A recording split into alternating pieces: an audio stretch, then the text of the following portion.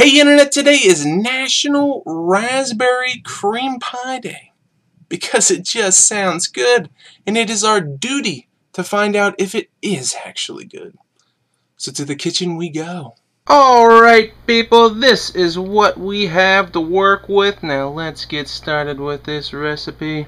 Alright, I put about 45 of those Nilla wafers in a large Ziploc bag, and I'm going to take this rolling pin and start to crush them down nice and fine like. Alright, once you're done crushing those, make sure you have about 1.5 cups of those. You're probably going to be able to use just a few less than 45. Then you're going to want to start chopping up some pecans. You need a 1/3 cup of chopped pecans, so get to chopping. Alright, now what you want to do is take a nice bowl, toss in those crushed wafers, toss in your chopped pecans, add in some melted butter, and then you're just going to stir this all together. Now you need to grease up a pie plate and then start taking your crust mix and pressing it down onto the base, up the sides here.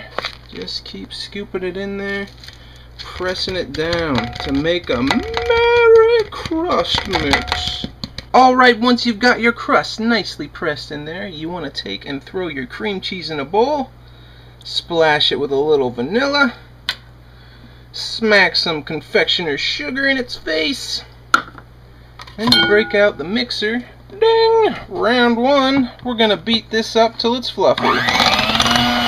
Now once you got that beat up real nice and fluffy, you want to clean off your beaters as good as you can, because you got to take a cup of heavy whipping cream and whip it up until it's holding some stiff peaks.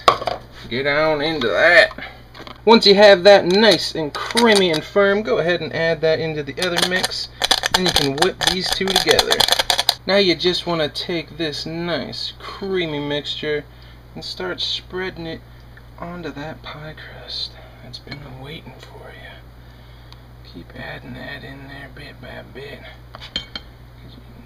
Now that that's done, I'm going to let this chill in the fridge for a while. Maybe it'll firm back up just a little bit.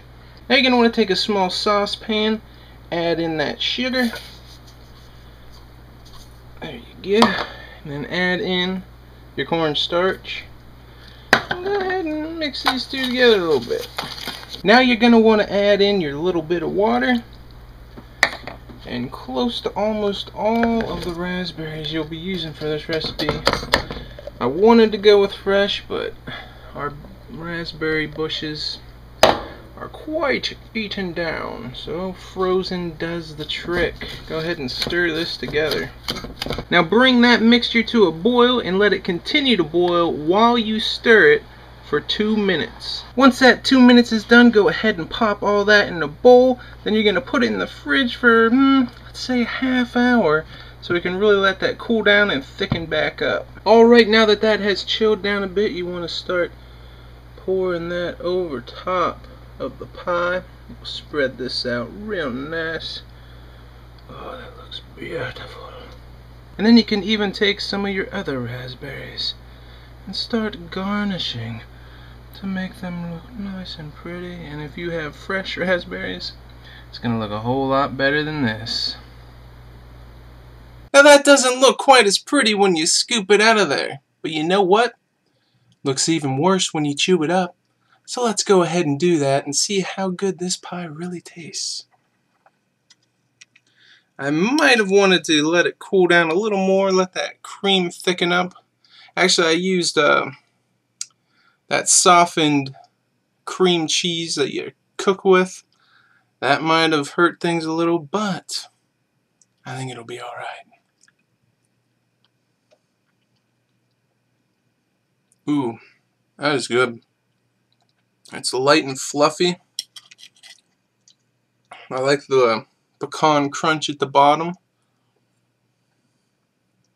That is really good. That is good. Now if you want to make this pie, you gotta know how to click links below videos. And if you're really click happy, you'll click the second link down there too.